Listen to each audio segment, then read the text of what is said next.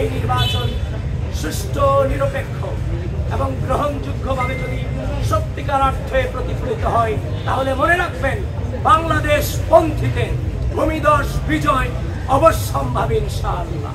এই ধরনের যোদ্ধাদেহী অবস্থান কোনোভাবেই আমরা গণঅভ্যুত্থান পরবর্তী সময়ে আশা করিনি এবং সেটা রাখিও। সুতরাং আশা রাখছি আপনারা সেই ব্যবস্থাগুলো আপনারা নেবেন।